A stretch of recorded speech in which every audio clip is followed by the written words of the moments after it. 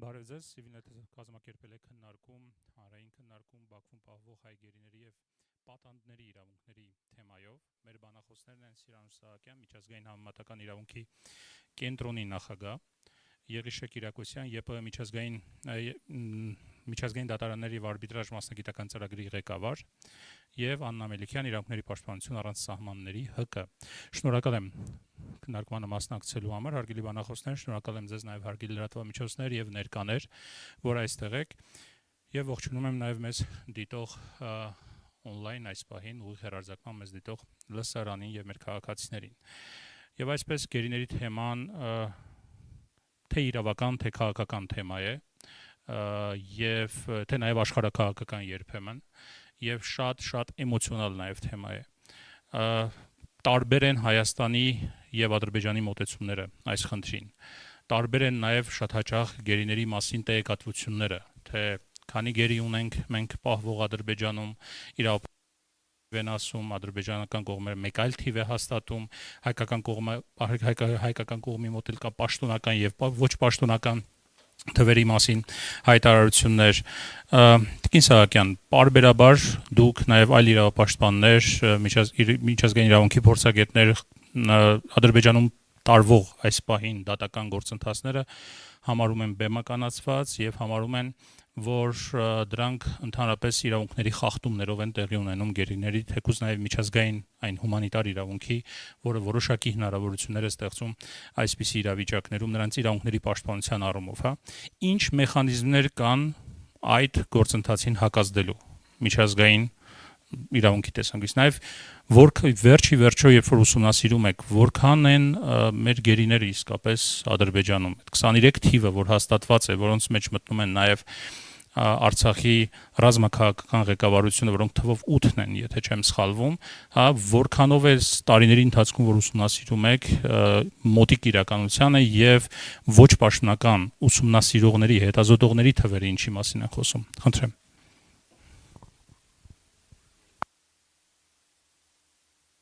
Շնորհակալություն նաև նախաձեռնության համար։ Թերևս սկսենք հենց թվերից, բազմիցս բարձրաձայնվում է 23 թիվը, որը պայմանավորված է այն հանգամանքով, որ ադրբեջանական կողմը պաշտոնապես հաստատում է 23 հայերի Ադրբեջանում անազատության մեջ գտնվելու հանգամանքը, այսինքն նրանց որպիսությունը հայտնի է եւ ավելին Կարմիր խաչի գործունեության շնորհիվ նաև տեսակցություններ են տեղի ունեցել այս անձանց հետ, ուստի կա ստուգելի տեղեկատվություն նրանց ողջ լինելու վերաբերյալ, սակայն սա ամենևին չի նշանակում, որ ի սկզբանե գերեվարվել են եւ դեռևս Ադրբեջանում պահվում են բացառապես 23 հայեր, ցավոք եղել են այնպիսի զարգացումներ, որոնք բացահայտում են պատերազմական հանցագործություն, մասնավորապես գերիների սպանություններ, ընդ որում այնպիսի դրվագներով, երբ արդեն գնդակահարված գերու մարմինը հանձնվել է հայկական կողմին եւ այստեղ կա համադրված ապացույց մի կողմից Ադրբեջանում գերի ընկած լինելու վերաբերյալ, մյուս կողմից մարմինը սպանված արդեն իսկ գտնվում է հայկական կողմի տիրապետության ներքո եւ երկրորդը, որ գերիները ուղղակի բռնի անհետացել են, այսինքն գերեվարմանը հաջորդող ժամանակահատվածում տեղի են ունեցել որոշակի զարգացումներ, որոնցով պայմանավորված մենք կորցրել ենք տեղեկատվությունը այս անձանց վերաբերյալ եւ ադրբեջանական կողմը ժխտողական մոտեցում ունի, հերքում է իր կապը անհետացած, բռնի անհետացած գերիների հետ եւ հրաժարվում է տրամադրել տեղեկատվություն։ Ցավոք սրտի նման անորոշության պայմաններում նաև չկա որևէ անկախ միջազգային կազմակերպություն, որը որոնողական, փնտրողական կամ այլ գործողությունների արդյունքում կարողանար հայտնաբերվեր փնտրվող բռնի անհետացած գերիներին, ստուգեր նրանց ողջ լինելը եւ մեծ տեղեկություններ տար նրանց ողջ լինելու վերաբերյալ։ Դրա համար Մենք եթե նաև իրավական տերմիններով ենք հարցը ձևակերպում, այո, ունենք 23 գերիներ, որոնք գտնվում են Ադրբեջանում,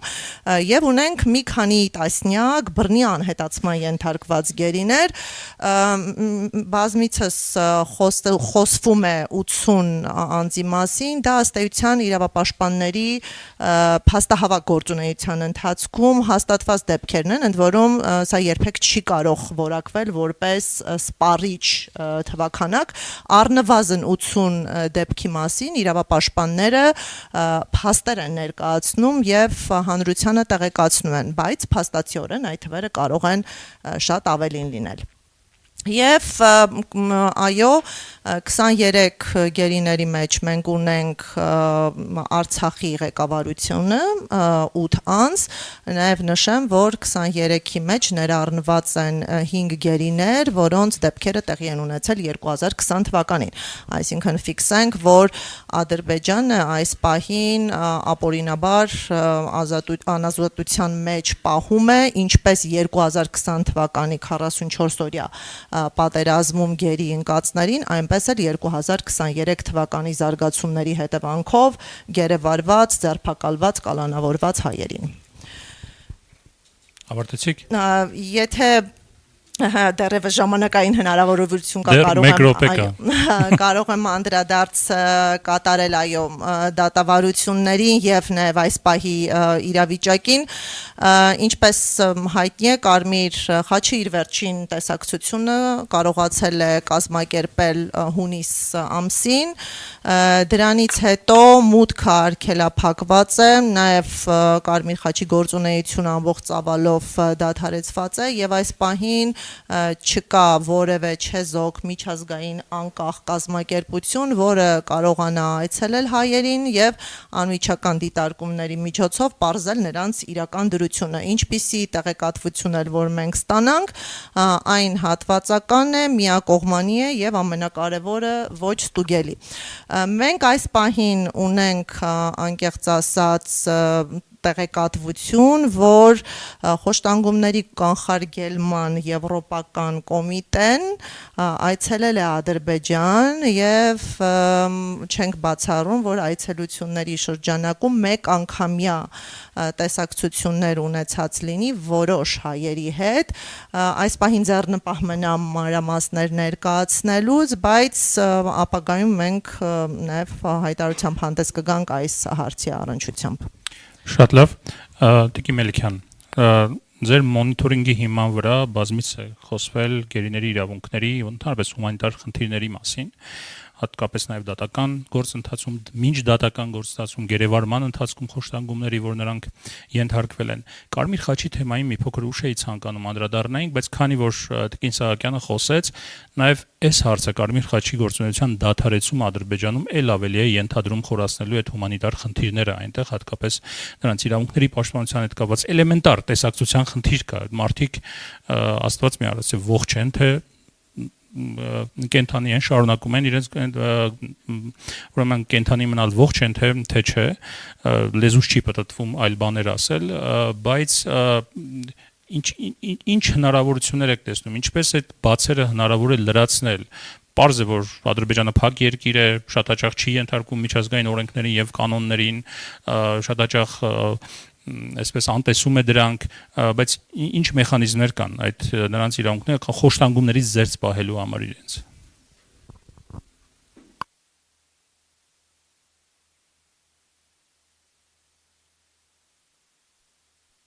Հարցի համար իրականում մի փոքր ավելի վաղ ժամանակահատվածից սկսեմ, 16 թվականից դեռևս ապրիլյանից, երբ որ արձանագրեցինք դաշնագույն, պատերազմական հանցագործություններ եւ քաղաքացիական անձանց նկատմամբ եւ գերիների, այսինքն ծառայողների, ովքեր որ հայտնվեցին Ադրբեջանի հսկողության ներքո, ու թեև ներկայացվել էին անհատական գանգատներ միետ, ու մինչ օրս դեռևս դատավճռի սպասում ենք, դա էլ է մի առանձին հարց, որ միեդը չի շտապում արձանագրել այդ խախտումները, պատշաճ արձագանք, քանի որ չի տրվել այդ վարքագծին Ադրբեջանի, դա իրականում թույլ տվեց 20 թվականին շատ ավելի լայնածավալ եւ բազմաթիվ հանցագործություններ գործել պատերազմական ու 20 թվականից ի վեր մենք որպես կազմակերպություն գործընկեր կազմակերպությունների հետ մի քանի փաստահավաք մշտադիտարկում ենք իրականացրել, որի շրջանակներում արձանագրել ենք բազմաթիվ պատերազմական հանցագործություններ, որոնց հիմնական թիրախը կամ սուբյեկտը, տուժողը հենց գերեվարված զինծառայողներն էին կամ քաղաքացիական անձինք։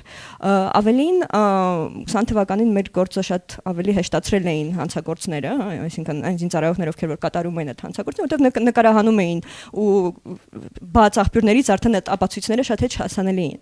Մեր փաստահավաքի նպատակներից մեկն էր աջակցել եւ ներպետական քննությանը, այսինքն Հայաստանում իրականացվող քննությանը եւ միջազգային հարթակներում համապատասխան մեխանիզմներում, որտեղ որ պետք կլինի։ Այս առումով կուզենամ երկու դիտարկում անեմ։ Լուրջ մտահոգություններ ունենք այս պահին ներպետական մակարդակում իրականացվող քննության արդյունավետության հետ կապված, հաշվի առնելով բարձրաստիճան պաշտոնատար անձանց հայտարարությունները, որ երկկողմանի պայմանավորվածության ջենտլմենական համաձայնության համատեքստում դադարեցնում են միջազգային հետախուզումը այդ ենթադրյալ պատերազմական հանցագործությունների վերաբերյալ, այդ թվում այն անձանց, ովքեր որ նույնականացվել են որպես գերիների նկատմամբ հանցագործություններ կատարողներ, այդ թվում նաև սպանություն։ Սա մեզ համար լուրջ մտահոգություն է, որ ներպետական մակարդակում այլևս որևէ արդյունավետ քայլեր չեն ձեռնարկվելու բացահայտելու այդ անձանց ու ենթադրաբար խաղաղության պայմանագրի ուժի մեջ մտնելու եւ կոմունիկացիաների բացման համատեքստում կարող են այդ անձինք անգամ այցելել Հայաստան եւ անպատիժ մնալ եւ որևէ խնդրի չբախվել։ Երկրորդ հարցը, որին կուզենամ անդրադառնամ, վստահ եմ կխոսվի դեռևս միջպետական գանգատների հետ քաշման մասին, բայց քանի որ արդեն նշեցի խաղաղության համաձայնագիրը, այստեղ մենք ունենք կրկին լուրջ մտահոգություն եւ քննադատություն, քանի որ այն չի պարունակում որևէ դրույթ, որը նախ կկարգավորեր գերիների անհապաղ վերադարձը, որը թեև Ժնևյան կոնվենցիաներով նախատեսված է, բայց ոչ մեկ չի խանգարում, որպեսզի լրացուցիչ ավելի հստակ երաշխիքներով այդ հարցը կարգավորվեր։ Ավելին դրանից հետո, այսինքն օգոստոսի 8-ից հետո բարձրաստիճան պաշտոնատար անձանց հայտարարությունները Հայաստանի շատ ավելի սահմանափակ են այդ հարցին անդրադառնում եւ վերջին երկու հնարավորությունը միջազգային հարթակներում, որը Հայաստանի վարչապետը կարող էր ունենալ, այսինքն ՄԱԿ-ում եւ ԵԽԽՎ-ում, դա մենք համարում ենք բաց թողնված ընդ որում հնարավոր է որ դիտավորյալ բաց թողնված հնարավորություն այդ հարցին անդրադառնալու օգտագործվել է ընդամենը այսինքն կես նախադասությունը ընդամենը ասել վարչապետը ասել է պետք է անազատության մեջ պահվող անձանց հարցը հասցեագրվի ինչը դրա տակ հասկացվում արդյոք մենք պահանջում ենք որ այդ անձինք պետք է վերադարձվեն արդյոք մենք ընդամենը ուզում ենք արձանագրենք որ իրանք պահվում են դատվում են թե ոչինչ չունենք պահանջելու այդ թվում նաև միջազգային հանրությունից որը անհապաղ ողջունեց այդ համաձայնագիրը եւ կարծես թե մոռացավ որ շատ մարդու իրավունքների հարցեր մնացին այդ համաձայնագրից դուրս, այդ թվում նաև անազատության մեջ պահվող անձանց իրավունքները։ Ինչու ենք մենք մտահոգված այդ հարցով ավելի քան գուցե նախկինում, հաշվի առնելով որ այն արդյունավետ պաշտպանության միջոցները, որոնք որ օգտագործվել էին, բայց հիմա Հայաստանը հրաժարվում է դա կիրառել, Ադրբեջանը մեկուսացվել է, ինչպես դուք նաև նշեցիք, ոչ միայն Կարմիր խաչի գործունեության դադարեցման համատեքստում, այլ նաև ՄԱԿ-ի գործակալությունների եւ փակման եւ իրենց գործունեության նվազեցման արտաքին որևէ մշտադիրքման միսիայի կարող է միշտ մերժել, հա, որպեսզի այց կատարեն, այսինքն ստացվում է, որ ըստ էության որևէ անկախ մշտադիտարկման հսկողության process չկա։ Ավելին Ադրբեջանի օմբուդսմենը դա այն մեխանիզմը չէ, որի վրա կարելի է հույս դնել, վստահ լինելով, որ կայցելեն ու կարձանագրեն խնդիրները, եթե դրա կարիքը լինի։ Ինչու ենք վստահորեն դա պնդում, դա ենթադրություն չի, դա փաստահեն պնդում է, որովհետև 20 թվականից հետո հայրենադարձված գերիները, ում հետ խոսել ենք, արձանագրել են, որ ըստ էության նրանց նկատմամբ բռնությունը կիրառվել է եւ փաստաբանների ներկայությամբ, այսինքն հանրային պաշտպանի, որը որ ձևականորեն տրամադրվել է եւ բուժ անձնակազմի ներկայությամբ, որոշ դեպքերում անգամ մասնակցությամբ օմբուդսմենի որպես այդպիսին, հա, գործունեության մասին անգամ կեսբար չանել նշել, որ ինքը այցելել է կամ գոնե ինչ որ երաշխիք ապահովել է։ Այսինքն այս անձինք, ովքեր որ մնում են հիմա 23-ը, որ հաստատված են կամ ավելին, մնում են լրիվ անպաշտպան ու ինչպես դուք նշեցիք, իրականում այստեղ ես կրկին կուզենամ շեշտադրել, որ մենք ունենք արդեն 7 անձ, որոնք որ արդեն դատապարտվել են եւ այլևս հանրային դաշտում չեն երևում։ Այսինքն Իլրումենային 5-ի որ շինանշ նշեց, ունենք նաեւ 23 թվականին, հա, ազատությունը ձեռքված քաղաքացիական անձինք, ում կրկին պատերազմական հանցագործությունների համար դատապարտել են եւ նրանց որպիսության մասին միակ տարբերակը իմանալու դա իրենց ընտանիքների հետ կմահաճույքով տրամադրված զանգերն են, հատկապես հաշվի առնելով որ դրանք վերահսկվող զանգեր են, այսինքն հնարավոր չի ասել, այսինքն վստահ ենք, որ այդ անձինք երբեք չեն կարողանա հստակ ասեն, թե իրենց հետ ինչ է կատարվում եւ նրանք ունեն աջակցության կամ պաշտպանության կարիք։ Շնորհակալություն, պարոն Կիրակոսյան։ Միջազգային դատարանը միջանկյալ որոշմամբ պարտավորեցրել է Ադրբեջանին ապահովել գերիների իրավունքները, զերծ պահել նրանց ճնշումներից, խոշտանգումներից եւ այլն, ինչպես է Հայաստանը փորձում ըստ ձեզ կիրառել այս որոշումները լայն ռազմավարության մեջ, ապահովությունների պահպանման, ուրեմն հրամանատարական պատասխանատվության, գերիների ազատման ուղղությամբ։ Բարություն, իրականում երևի հարցի շրջանակներում մի փոքր նաև անդրադարձ կատարեմ առհասարակ միջազգային դատական գործընթացների կարևորությանը այս կոնտեքստում, հատկապես գերիների իրավունքների պաշտպանության կոնտեքստում եւ առհասարակ հաջորդիվ քայլերի իրականացման կոնտեքստում նաև գործընկերներից կողմից մատնանշած մի շարք մտքերին կուզեի արձագանքել կամ նաև շարունակել իրենց միտքը, հատկապես խոսքը վերաբերվում է Բաքվում ընթացող դատավարություններին կամ այսպես ասած ճակերտավոր դատավարություններին, չեմ կարծում ճիշտ դրանք առհասարակ դատավարություն անվանելը, որովհետև այստեղ շատ լուրջ նաև թակարդ կա ու դա վտանգավոր է առհասարակ նաև մեր մտայնության մեջ դա պետք է մենք միշտ հասկանանք, որ ինչա կատարվում առհասարակ իրականում, բնականաբար Ադրբեջանի համար շատ նաև կարծում ցավոք սրտի շատ ցանկալի իրավիճակ է, որովհետև այդ դատավարությունները բոլորս էլ հասկանում ենք, որ շատ ուղիղ, շատ հստակ վերահսկվում եւ կոորդինացվում, ուղղորդվում եւ նպատակ ունեն եւ նաեւ ունեն սցենար գրած ակնհայտորեն։ Եվ այդ սցենարի տրամաբանությունը իրականացվում է հենց ներպետական տրամաբանության մեջ, անկախ ազատ են այս առումով իրականացնելու։ Ես ինչի եմ սա այստեղից սկսում խոսակցությունը, որովհետեւ նաև անցում եմ կատարելու հաջորդիվ արդեն նաև միջազգային process-ների կամ միջազգային դատական process-ների կարևորությանը, ինչով են կարևոր առհասարակ միջազգային դատական գործընթացները, ինչի են համար են կարևոր միջազգային դատարանները, այս դրա մասին շատ թերավատորեն ենք խոսում, շատ դեպքերում նաև ես հիշում եմ դեռ 20 թվականից ի վեր, 21, 22, 23, 24, ես անընդհատ տարբեր առիթներով նույն նաև հրապարակային խոսքի մեջ ինձ տրված հարցադրումների տրամաբանությամբ անդադար առերեսում էին հարցադրմանը, թե արդյոք իմաստունի առհասարակ միջազգային դատական գործընթացներին ինձ նշած միջանկյալ միջոցներ կիրառելու մասին կամ ժամանակային միջոցներ կիրառելու մասին որոշումները, եթե Ադրբեջանը առհասարակ որոշումը կամ չգիտեմ չկատարել կամ ակնհայտորեն չկատարել կամ որևէ ձև չազդել իր վարքագծի վրա, հենց այս տրամաբանությունը մենք եկեք փորձենք հասկանալ իրականում ինչ կարևորություն ունեն դրանք, որովհետև նախ եւ առաջ միջազգային դատական գործընթացների կարևոր առանցքային է այստեղ, որովհետև երբ որ դու միջազգային դատական գործընթացները հանում ես, կոպիտ ասած, ամբողջ հավասարման մեջից, այսինքն հանում ես ընդհանուր ամբողջ պատկերի մեջից, մնում են Բաքվի դատավարությունները։ Ակնհայտ է Բաքվի դատավարությունները շարունակվելու են, ակնհայտ է, որ միակողմանի ճշմարտությունը պարտադրվելու է։ Իսկ այդ միակողմանի ճշմարտության պարտադրումը շատ կարծում եմ այդքան լավ հետևանքներ չի ունենում նաև երկարաժամկետ կտրվածքով, որովհետև առհասարակ նաև ինչի մասին է խաղաղությունը, կարծում եմ, խաղաղությունը նաև այդ ճշմարտության մասին պետք է լինի, որովհետև դժվար է սեղմել այդ ամեն ինչը, այսինքն մարդու իրավունքների կոպտակուն խախտումները, պատերազմական հանցագործությունները, բարբերական խախտումները մարդու իրավունքների ու դրանք պարզ է, որ միակողմանի չեն եղել։ Պարզ է, ասենք, կրինեն, որ պատերազմական իրավիճակներում հնարավոր է նաև երկկողմանի խախտումներ, բայց այստեղ խոսքը նաև միջազգային դատական գործընթացների իմաստը նաև հենց այս կոպիտ ասած հնարավորությունը, հավասար հնարավորությունը պատմությունը ճիշտ ձևակերպելու կամ ճիշտ գրելու մասին է։ Իսկ հակառակ պարագայում դրանից դու զրկվում ես ցավոք սրտի միջազգային դատական գործընթացներում այս առումով ես հուսով եմ իհարկե որ միջազգային դատական գործընթացները կշարունակվեն, կլինեն շարունակական, որովհետև սրանք շատ կարևոր նավամատանգային երաշխիքներ են պարունակում իրենց մեջ, առաջին հերթին նաև պահվող անձանց իրավունքների պաշտպանության տեսանկյունից։ Եվ նաև մի sense գաղափար է կար, որ կամ քննարկվում է անընդհատ գալիս է նաև հրապարակային դաշտ են առումով որ արդյոք իրավական գործընթացները սկսելով կամ իրավական գործընթացները անձանց իրավունքների պաշտպանության հետ կապված նախաձեռներով մենք այսպես ասած չենք դնում ռիսկի տակ այդ անձանց ճակատագիրը բակվում գտնվելու ժամանակվա ընթացքում, այսինքն կոպիտ ասած ասելով, եթե դու իրավունքների պաշտպանության համար քայլ ձեռնարկես, ապա դա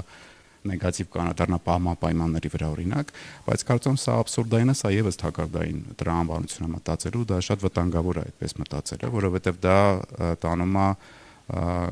է ավելի շատ այս անվերջ պտույտի մեջ է գցելու քեզ եւ շատ այսպես եմ ասում, ինչքան էլ որ Ադրբեջանը որպես երկիր չունենա այտենց այսպես ասած ցանկալի վերաբերմունք միջազգային դատարանների որոշումների նկատմամբ, որը մենք կուզեինք, բայց մենք պետք է միևնույն ժամանակ հասկանանք, որ այդ վերաբերմունքը այդպես է հիմա։ Դժվար է ասենք, դժվար է ակնկալել նաև միջև այդ որոշումների կայացումը, որ վերաբերմունքը այլ կլիներ։ Ես չեմ էլ կարծում, որ մենք պետք է այդպես նաիվ լինենք, ընկալենք, որ ասենք հենց որոշումը կայացրեց, միանգամից այտենց օրերի ընթացքում կամ ամիսների ընթացքում այտենց մի հատ հրաշքով փոխվելու էր այդ ամբողջ պատկերը եւ ամբողջությամբ կատարվել են, չէ՞, ցավոք սրտի իրականությունն է, որ այդպես ցավոք սրտի չի լինի, բայց արդյոք դա նշանակում է, որ առհասարակ անիմաստ են, ոչ, կարծում եմ նաև նույնիսկ այն նմանատիպ բովանդակություն ունեցող երկրների համար միջազգային դատական process-ները ունեն հստակ ազդեցություն, իրանք վստահաբար ազդում են պետության վարքագծի վրա, վստահաբար ազդում են սահմանափակման պետության գործողության շրջանակները, վստահաբար դրանց համար ստեղծում են լրացուցիչ կապանքներ, քաղաքական առումով, ռեպուտացիոն առումով, շատ այլ առումները, որոնք կարծում կարևոր են առհասարակ երկարաժամկետ կտրվածքով։ Եվ այս առումով էլ բնականաբար նաև կարևոր է, որ ձեր հարցին պատասխանելով, որ միջազգային դատարանների կայացրած որոշումների հետամուտ լինելու process-ը անընդհատ լինի, որովհետև դրանք որոշումը որ կայացվեց, դա մի քայլ էր, բայց որոշման կայացումից հետո արդեն ինքը ենթադրում է նաև դրա շարունակությունը կամ պատմության շարունակությունը, այսպես ասեմ, որովհետև որոշումը իր կյանքն ունի նաև դրա կայացումից հետո, որովհետև դա ազդում է քաղաքական գործընթացների վրա, դա ազդում է որոշումներ կայացնողների վրա, նաև հայկական կողմը մշտապես նաև իր գործընկերների հետ պետք է լոբինգ անի այդ որոշումների իրականացումը։ Այո, կարծում եմ տարբեր հարթակներում։ Ես կարծում եմ, այո, որովհետև այդ որոշումները, այդ իրավունքների պաշտպանության որոշումները շատ կարևոր են, որ դրանք այդ իրավունքների պաշտպանության վերաբերյալ շարունակություն են, որովհետև մենք ունենք առնվազն ունենք եվրոպական դատարանի որոշումներ, ունենք առանձին ինչ ենք միջոց կիրառումասով բացի եվրոպական դատարանից մենք նաև ունենք արդարադատության միջազգային դատարանի ժամանակային միջոցներ կիրառելու մի քանի որոշում առնվազն եւ առաջին որոշումը իրականում 21 թվականի դեկտեմբերի 7-ի որոշումը հենց վերաբերվում է նաև պահվող անձանց իրավունքների պաշտպանությանը ու առհասարակ այս որոշման կարևորությունը ինչով է նաև ամրապնդվում եւ ընդգծվում այն հանգամանքով որ արդարադատության միջազգային դատարանում քննվող գործը հիմնված է ռասայական խտրականության բոլոր ձևերի վերահսկման մասին կոնվենցիայի տրամաբանության վրա, որի տրամաբանությունը հենց այդ խտրական վերաբերմունքի առհասարակ բացառումն է, որը հենց առանցքն է այս ամբողջ պատմության։ Այսինքն այն հակահայկական մթնոլորտը, որ կա եւ դրա տրամաբանությունը էսա։ Երևի էս էր ձեր հարցի պատասխանը։ Շատ լավ, պարոն Կիրակոսյան, իհարկե շատ լավ է, որ դուք հույս ունեք, որ միջազգային ատյաններում գործերը կշարունակվեն, բայց նաև ձեր հրաժարականը պաշտոնից խոսում է նրա մասին, որ այդ հույսերը, չգիտեմ, գոնե դրանց վերաբերյալ մտավախություններ կան, հատկապես որ կա նաև քաղաքական իշխանության հայտարարությունը, որ խաղաղություն կնքելուն զուգահեռ կամ դրանից անմիջապես հետո կողմերը պետք է հետ կանչեն միջպետական հայցերը, պետությունների կողմից ներկայացրած հայցերը միջազգային դատարաններում։ Ըստ այդմ նաև մենք տեսնում ենք ընթացած ձևակերպումների եւ բառամթերքի փոփոխություն, ինչպես նշեց Տիկին Մելիքյանը, որ եթե առաջ խոսում էին գերիների մասին պետական մակարդակով, հիմա ասում են անազատության մեջ պահվող անձանց։ Պարզ է, որ նկատի ունեն գերիներին, բայց այս շեշտադրումների փափկեցումը, չգիտեմ, ինչի մասին է դա խոսում եւ երկրորդը այս պետության մոտեցումը, հա, այն է, որ իրավապաշտպանները ասում են ակնհայտորեն, որ գիտեք, պետք է գերիների հետ կապված հարցերը լուծել, հետո կնքել խաղաղություն, այսպես ասած։ Իսկ պետությունն ասում է, չէ, խաղաղությունն է կարևորը, խաղաղությունից հետո ավելի կհեշտանա նրանց վերադարձի խնդիրը լուծել։ Ձեր կարծիքով որն է ավելի առաջնային՝ հումանիտար հարցերը լուծել, հետո անցնել խաղաղության պայմանագիր կնքելուն, թե խաղաղության պայմանագիրի կնքումը իսկապես կարող է հեշտացնել այդ հումանիտար խնդիրների, իրավական խնդիրների, գերիների վերադարձի հարցի լուծումը, թե կարող են ընդհանրապես մոռացնալ տալ նաև այդ խնդիրը։ Խնդրեմ։ Դժվարանում եմ պատասխանել, երևի մի փոքր փորձեմ մեկնաբանել, որքանով նաև որ ես պատկերացնում եմ, նաև իմ մնալով մասնագիտական գնահատականների տիրույթում, իրականում իմ ընկալմամբ, իմ անձնական եւ մասնագիտական ընկալմամբ առասարակ խաղաղությունը առաջին հերթին նաեւ ենթադրում է հումանիտար հարցերի ուղիղ հասցեագրում։ Ես այդպես եմ պատկերացնում առասարակ խաղաղության տրամաբանությունը, հատկապես գերեվարված անձանց վերադարձի մասով ինչու են Ժնևյան կոնվենցիաները նախատեսում, որ գերների անհապաղ վերադարձի պարտավորություն կա նաև հակամարտող կողմերի միջև, հենց ամբողջ փիլիսոփայությունը դրա մեջ է դրած, որ երբ որ դու դադարում ես ռազմական գործողությունները, դադարեցնում ես ռազմական գործողությունները, պարտավոր ես արագ վերադարձնել քո մոտ պահվող անձանց։ Ու դա հենց այդ խաղաղության կոմպոնենտներից կարևոր կոմպոնենտներից մեկն է կարծում եմ եւ ես կարծում եմ նաեւ որ վերադառնալով իմ նախկին մտքին դրա մասին շատ եմ ասել բայց երևի անընդհատ պետք է դրա մասին խոսել որ իրավական process-ները ինքնին խաղաղության կարևոր նաեւ էլի այսպես ասեմ անկյունակար են աղյուս են չգիտեմ հիմք են դրա այդ պատկերի կտորներից մեկն է իրավական process-ները, որովհետև դա է այդ նաև երաշխիքը տալիս, որպեսզի հատկապես բարդ եւ խորը պատմական հիմքեր ունեցող կոնֆլիկտի դեպքում, երբ որ դու ունես նաև փաստական առումով վեճեր, նաև ունես, չգիտեմ, տարբեր պատմական առումով որոշակի անհամաձայնություններ, դատական process-ի նաև կարևորագույն իմաստներն կայանում են հենց այդ փաստական հանգամանքներ ապացուցման process-ի, այսպես ասած, շատ հստակ գրված իրավաբանորեն կանոնակարգված ընթացակարգային գործընթացի միջոցով ապացուցել է, որովհետև հիմա մի բան պարզ է, որ նաև այսօրվա աշխարհում դա չպետք է մոռանանք, որ նման կոնֆլիկտների բարակայում, երբ որ տենց բարդ խորքային կոնֆլիկտներ ունենք ու երկար ժամանակ ընթացող, նաև գնում է այսպես կոչված նարատիվների կռիվ այդ մակարդակներում, այսինքն յուրաքանչյուր կողմ այս կոնֆլիկտային հատկապես նաև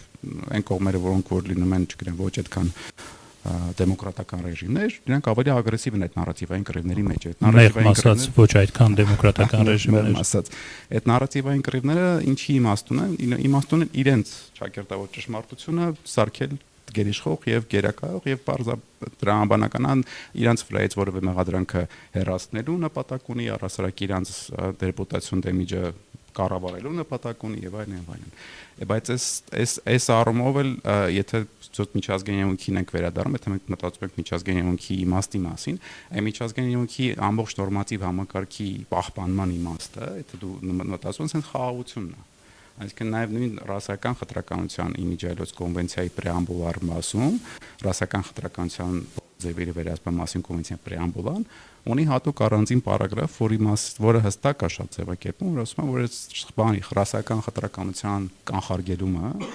հենց պատերազմի կանխարգելում է ենթադրում կամ խաղաղության հաստատում է ենթադրում, որովհետև պարզ է, երբ որ մի կողմը քարոզում է ատելություն կոնկրետ էթնոսի կամ խմբի նկատմամբ, ակնհայտ է, որ դա խաղաղության խորքում խաղաղության մասին չի խոսում։ Հասկանալի է, Տիկին Մելիքյան, նույն հարցը ձեզ։ Այս հարցը բոլոր երեք բանախոսներին է ուղղված։ Ըստ էության երկրորդեմ պարոն Կիրակոսյանի ասածը նախ իրավունքի ուժով անազատության մեջ պահվող կոնֆլիկտով պայմանավորված անազատության մեջ պահվող անձանց պետք է անհապաղ վերադարձնեին։ Պետք է նշեմ, ու սա երևի կարևոր է արձանագրել, որ միջազգային իրավունքը իրականում թույլ է տալիս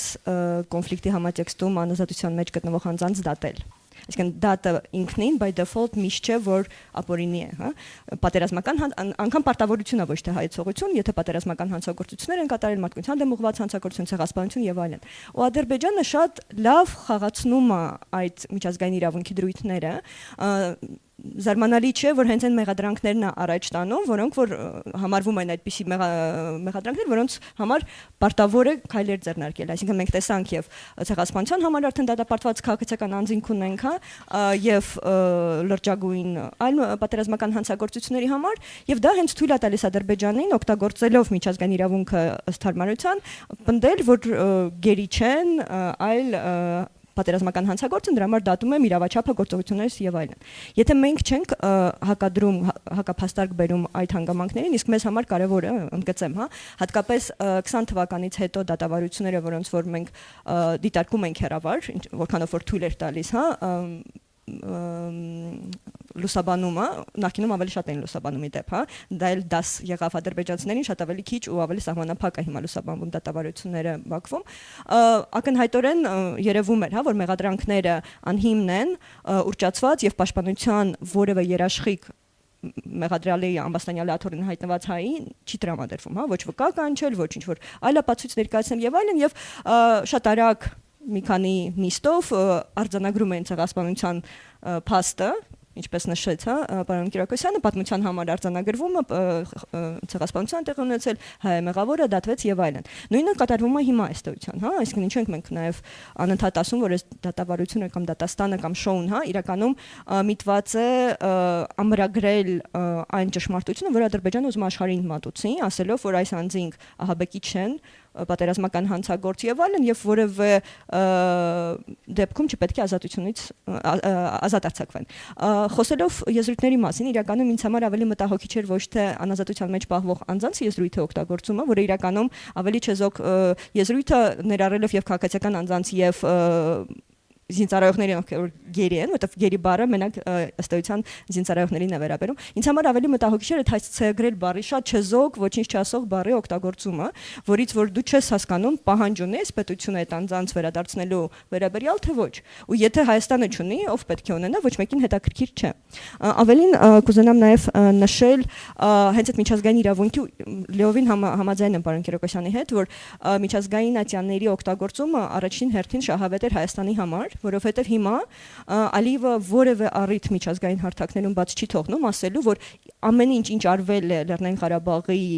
շուրջ, հա, կոնֆլիկտի համատեքստում հատկապես 20 ու 23 թվականի ժամանակահատվածում իրականացվել է միջազգային իրավունքի բացարձակ անթերի պահպանման հիմքով։ Ու մենք չենք հակաճառում, այսինքն ես չեմ լսել որևէ հակափաստարկ հայկական կողմից, որը որ ավելի շատ խաղաղության մասին է խոսում, որ այո, այդպես է, թե հակառակը։ Մենք դրա համար ենք նաև այդ փաստահավաքներ անում, որովհետև եթե թղթին չենք հանձնում, չենք արձանագրում խախտումները, վաղը մյուսօր կլինի այլ ճշմարտություն, որը արձանագրվել է այլ երկրի մայրաքաղաքում, դատարանում եւ այլն։ Ու այստեղ շատ կարևոր է, որ իրականում էլի խաղաղության պայմանագրին անդրադառնալով, եթե մենք խոսում ենք հարատև խաղաղության մասին, իսկ այս կոնֆլիկտը ես պնդում եմ տարածքային չէր, այսինքն շատ բարձրացնել պետք չի, հա, ինչ Ադրբեջանը նույնպես փորձում է անել, որ ընդհանրապես տարածքային վեճերու Հայաստանը որպես ագրեսոր օկուպանտ եւ այլն հարցեր էր լուծում, հիմա ընդունել է մեղքը սխալը եւ այլն ու հետաքաշել որևէ պարտք ու պահանջ չունենք, ըստ էության, քանի որ կոնֆլիկտի հիմքում դրված էին հենց խտրականության դրսևորումները, Մայքի միջազգային դատարանում այս դատավարությունը լավագույն հարթակներ ու մենք իրականում շատ շնորհակալ ենք ու շատ ողջունում ենք, երբ որ Հայաստանի կառավարությունը դիմեց օգտագործեց այդ մեխանիզմը կանխարգելելու ապագայում նման վարքագիծ։ Այսինքն մենք կներեք, որ չենք հավատում, որ եթե խաղաղության պայմանագրում որևէ կետում նշված է, որ պետությունները պատրաստական են եւ պարտավորվում են այլևս շատ հանդուրժող լինել եւ իրար չատել, որ չենք հավատում այդ բարակապակցությանը։ Այսինքն մեզ պետք է որ արձանագրվի այն վարքագիծը, որը ոչ իրավաչափ էր, եւ համապատասխան քայլեր ձեռնարկվեն այդ վարքագիծը փոխելու ուղղությամբ։ Մենք նման բան դեռևս չենք տեսնում։ Շնորհակալություն, խնդրեմ Տիկին Սահակյան։ Հետո պարոն Կիրակոսյանը բաներ ուզում ավելացնել, խնդրեմ։ Ես միևս հակիրճ անդրադառնամ օգտագործվող եզրութաբանությանը, անազատության մեջ պահվող անձը բավականին չեզոք եւ ընդգրկուն տարողունակ հասկացություն է եւ թերևս բարձր ամբիոնից վիճակը նկարագրելու համար կարող էր օգտագործվել, այն ներառում է նաեւ քաղբանտարկյալներին եւ ես նշեմ, որ Արցախի նախկին ղեկավարությունը ըստ էության ռազմագերի չէ եւ ոչ էլ քաղաքացիական գերի այն առումով, որ նրանք հա մարտական գործողությունների զոնայում հայտնվող եւ դրանով պայմանավորված գերեվարված անձինք չեն, դրանք Ադրբեջանի քաղաքական իշխանությունների կողմից պահանջված անձինք են, որոնք պետք է ցուցադրական պատժի ենթարկվեին Արցախի ինքնորոշման իրավունքը իրացնելու, Արցախի անունից հանդես գալու եւ այլ օրինական գործողությունների համար։ Դրա համար այս հասկացությունը այո ներառում էր նաեւ քաղբանտարկյալներին։ Ես այստեղ սկզբունքային խնդիր եմ տեսնում բնույթի հետ կապված։ Օրինակ Հայաստանի Հանրապետությունում կալանավորված կամ դատապարտված եւ օրինական պատիժ կրող անձինք բոլորը անազատության մեջ գտնվող անձինք են։ Արդյոք մենք չպետք է խոսեինք այդ անազատության բնույթի մասին, համարձակորեն նշելով, որ անազատության մեջ գտնվելը ապօրինի է, ոչ օրինական է, եւ սա է պահանջը, որ միջազգային հանրությունը, Հայաստանի Հանրապետության իշխանությունները, Հայաստանի Հանրապետության հասարակությունը պետք է պահանջատեր լինեն ապօրինի ազատությունից զրկված անձանց անհապաղ ազատ արձակմանը եւ կարծում եմ այս կարեւոր իրավական որակումը պետք է տրվեր նաեւ քաղաքական ամբիոնից եւ սա չանելն է, որ մեզ մոտ տարակուսանք է առաջացնում։ Հիմա եթե անդրադառնանք իրավական գործընթացների կարևորությանը, կարևորության բացահայտ ցուցանիշը այն է, որ խաղաղության նախաստորագրված տեքստում դրա մասին դրույթ կա։ Օրինակ հետ վերադարձի խնդիրը շատ կարևոր է Արցախահայության եւ հայության համար որպես մարդու իրավունք, վերադարձի իրավունքը կարևոր է ադրբեջանցիների համար, որովհետև կեղծ օրակարգ ունեն եւ ունեն արևմտյան Ադրբեջանի կոնցեպտ, որի շրջանակներում պետք է փոխեն նաեւ Հայաստանի դեմոգրաֆիան, բայց այս քաղաքական օրակարգով հանդերձ այդ հարցը այնքան չի կարևորվել, որ դառնա պայմանագրային դրույթ։ Բայց եկեք տեսնենք, որ միջպետական գանգատներից հրաժարվելը այնքան կենսական, առանցքային կարևոր հարցադրում է եղել, որի շուրջ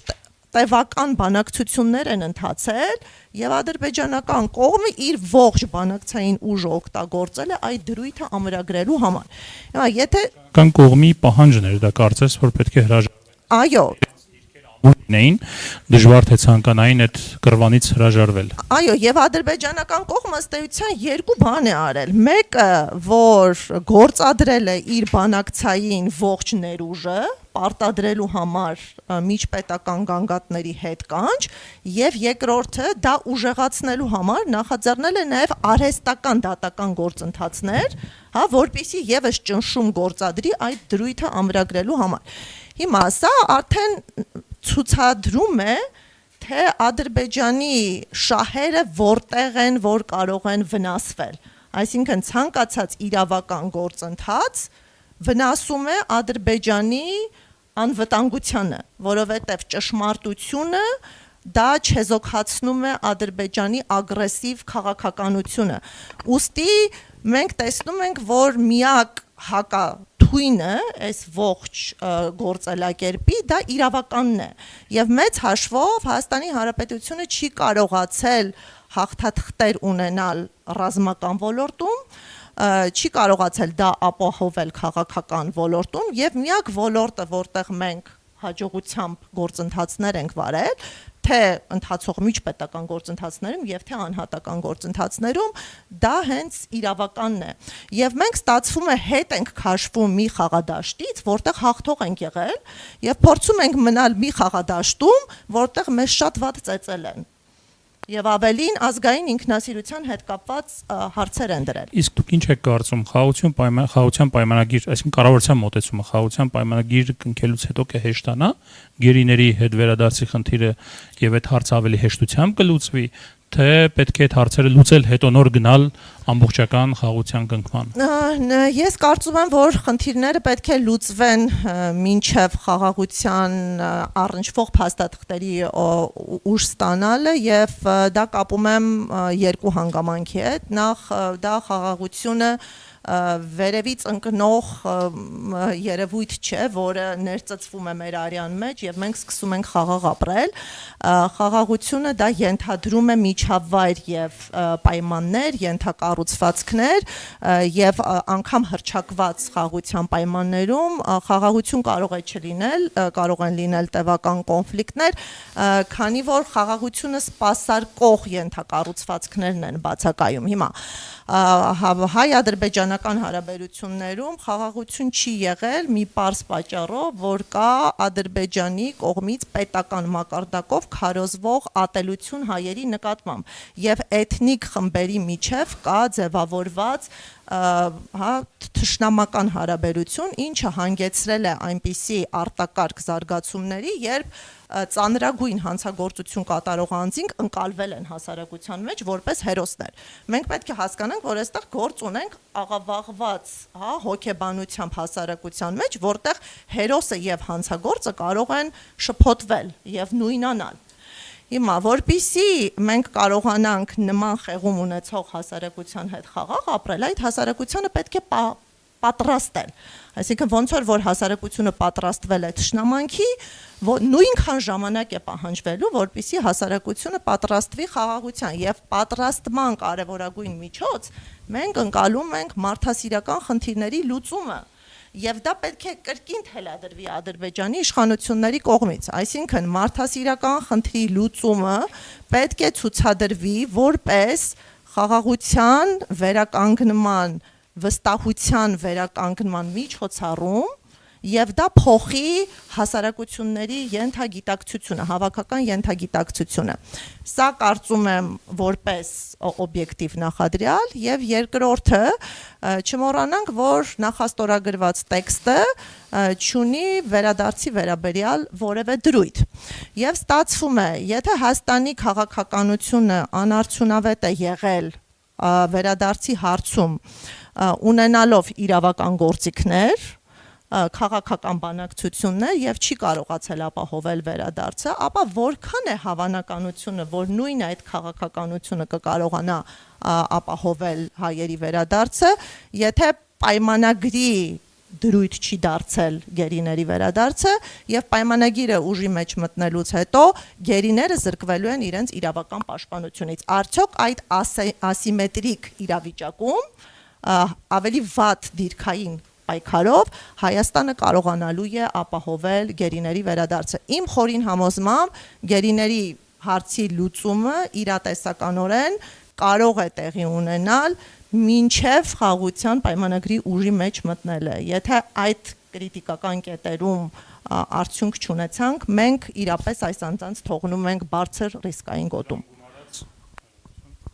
Դրան գումարած, եթե նաև հրաժարվում ենք միջպետական հայցերից, ընդհանրապես այդ մեխանիզմներից ենք զրկվում որևէ ազդեցության։ Պարոն Գիրակոսյան, բան եք ցանկանում ավելացնել թեմայի վերաբերյալ։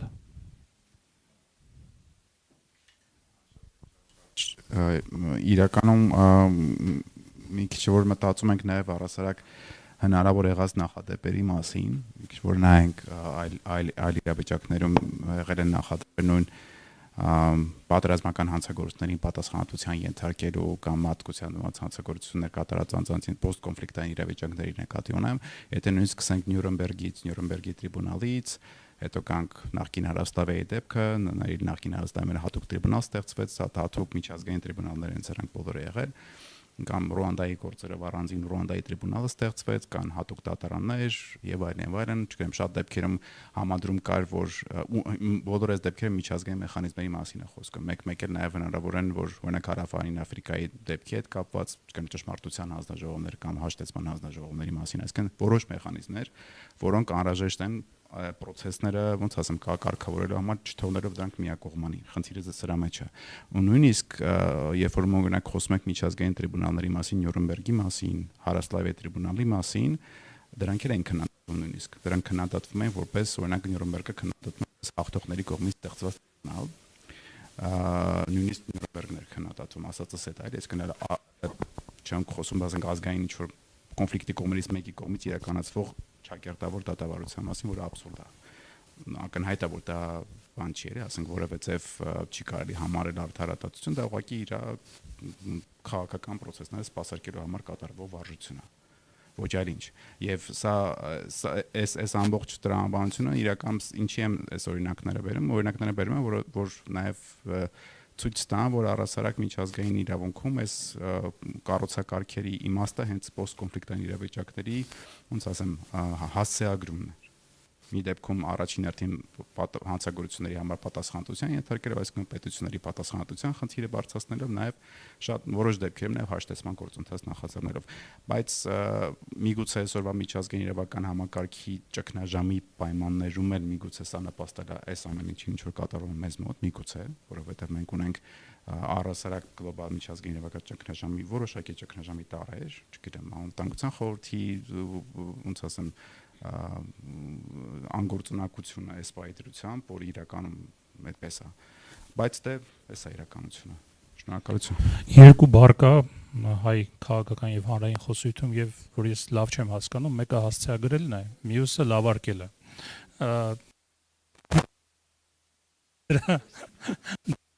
Դրա իրական իմաստը եւ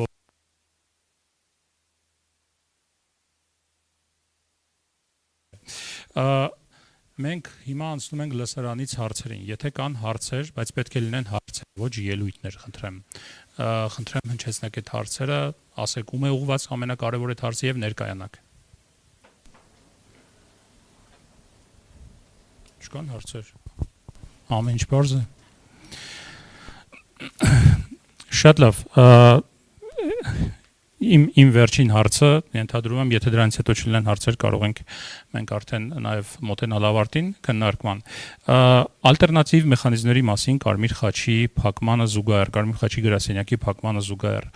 Օրինակ քաղաքական ընդդիմությունը Հայաստանի հայտարարում է, որ ԵԽԽՎ անդամ պետությունները պետք է արտոնեն իրենց դեսպաններին կամ, չգիտեմ, ԵԽԽՎ-ն պետք է ինչ-որ մի ձև դրան նպաստի, որպեսզի իրենց դեսպանները կարողանան այցելել մեր գերիներին այնտեղ եւ որ նրանց որպեսիությունը իմանան եւ նրանց իրավունքների պաշտպանության հարցերով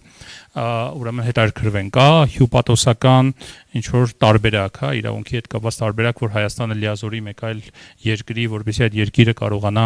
այնտեղ որոշակի գործունեություն ծավալել։ Արտաքին գործերի նախարարությունից շատ ընդհանրական ասել են, որ այդ ուղղությամբ ինչ որ աշխատանք են տանում եւ կոնտակտ կա եւ այլը, հա։ Դուք որ ամենօրյա կտրվածքով զբաղվում եք այս հարցով, հա, ինչ հնարավորություններ կան, ինչ ալտերնատիվ մեխանիզմներ կան։ Արդեն Կարմիր խաչը այնտեղ չի, փակվել է կամ փակվում է կամ վերջնական ավարտվում է նրա գործունեությունը, հա, ինչ հնարավորություններ կա գոնե ինչ որ մի ձև այս պահին, այս վարքյանին, այս ընթացքում նրանց իրավունքները ձեր ասած խոսքով հասցեագրել։ Խնդրեմ, Տիկին Սահակյան։ Որ դժվար է հավատալ, բայց մեխանիզմներ կան։ Ուղղակի յուրաքանչյուր մեխանիզմ պետք է գործարկվի։ Մենք առաջնահերթորեն կարևորում ենք հենց հյուպատոսական այցելության իրավունքը, այսինքն Հայաստանի Հանրապետության քաղաքացիներին հյուպատոսական ծառայություններ տրամադրելը, որը իր մեջ ենթադրում է տեսակցություններ, իրավական ներկայացվածության առնչությամբ աջակցություն, առողջական եւ մարդասիրական այլ հարցերում աջակցություն, ընդ որում այս հյուպատոսական այցելության կամ ծառայությունների տրամադրման հարցը միջազգային կոնվենցիաներով բավականին մանրակրկիտ կարգավորված է, կարծում եմ յուրաքանչյուրս արդ երկիր, երբ մեկնում ենք, առաջին բանը, որ մեր մտքում ունենք, որ եթե օտար երկրյա պետությունում մեզ հետ ինչ-որ մի բան տեղի ունենա, հատկապես կապված ազատությունից զրկելու հետ, Հայաստանի Հանրապետության հյուպատոսարանները, դիվանագիտական ներկայացուցիչները տեղեկացված են եւ նրանց հետ կապ պահելու, նրանց միջոցով իրավունքները իրացնելու մենք ապահովություն ունենք, հա։ Հիմա հասկանալի է, որ հայ-ադրբեջանական դիվանագիտական հյուպատոսական հարաբերություններ չկան եւ անմիջական իրացնելու հնարավորությունը բացակայում է, սակայն միջազգային կոնվենցիաները նաեւ կարգավորել են այդ իրավիճակը, քանի որ սա միակ դեպքը չէ, երբ որ պետությունների միջև բացակայում են դիվանագիտական հարաբերությունները։ Այստեղ պատվիրակման դելեգացիայի մոտեցումն է գործում, Հայաստանի Հանրապետությունը կարող է դելեգացնել իր իրավունքը Ադրբեջանում հավատարմագրված չեզոքություն ցուցաբերող որևէ երկրի եւ միջազգային պրակտիկայում էլ բազմաթիվ են դեպքեր, երբ այդ իրավունքները իրացվել են միջնորդավորված, հա, օրինակ Ամերիկա-Իրան հարաբերություններում հանդես է եկել Ալժիրը, որոշ դեպքերում հանդես են եկել սկանդինավյան երկրները, Շվեյցարիան եւ այլն։ Որպիսի նաև այլ տարակերպ մեկնաբանություններ էլ չլինեն, նշեմ, որ 23-ի մեջ կան մարդիկ, որոնք եղել են եւ մշտապես ունեցել են բացառապես Հայաստանի Հանրապետության քաղաքացիություն, ոչ թե այն քաղաքացիությունը, որը տրամադրվել է պաշտպանության նպատակով Արցախի քաղաքացիներին, հենց այն քաղաքացիությունը, որը անձի համար առաջ է բերել քաղաքական իրավունքներ։ Օրինակ մեր վստահորդներից Լյուդվիգը Արևիկը Մկրտչյան Հայաստանի Հանրապետության քաղաքացի է եւ առհասարակ Արցախում ծնված լինելու, բնակվելու, Արցախի քաղաքացիության ուժով ՀՀ քաղաքացի դառնալու կասկածներ չկան, ուստի այս ուղղությամբ էլ եթե քննարկումներ ծավալվեն, դրանք անառարկայական են։ Եվ մի մեխանիզմ կա, որի մասին մենք խոսում ենք, դա ՀՀԿ մոսկովյան մեխանիզմն է եւ սա հնարավորություն է տալիս մարդու իրավունքների վիճակը հասկանալու, փաստագրելու եւ ՀՀԿ-ին զեկույց ներկայացնելու նպատակով ձևավորել խումբ, որը այցելության միջոցով դիտարկելով վեր կհանի խնդիրները եւ կարծում եմ շատ տեղին է հիմա խոսալ հենց մոսկովյան մեխանիզմի գործարկման մասին։ Եթե ՀՀԿ պետությունները համաձայնության են եկել Մինսկի խումբը լուծարելու շուրջ, որը ի դեպ նաև մարդասիրական մարդու իրավունքների խնդիրների օրակարգ ունեցող կառույց է եղել եւ տարիներով Մինսկի խմբի օրակարգում գտնվել է փախստականների հետ վերադարձի հարցը, կարծում եմ դրան փակելուն զուգընթաց պետք էր մտածել նաև մարդու իրավունքների հարցերով մեխանիզմ գործարկելու հնարավորությունը, ուստի այս մեխանիզմը գոյություն ունի եւ այն պետք է աշխատացնել։ Շնորհակալություն Տիկին Մելիքյան։ Պարոն Կիրակոսյան, խնդրեմ։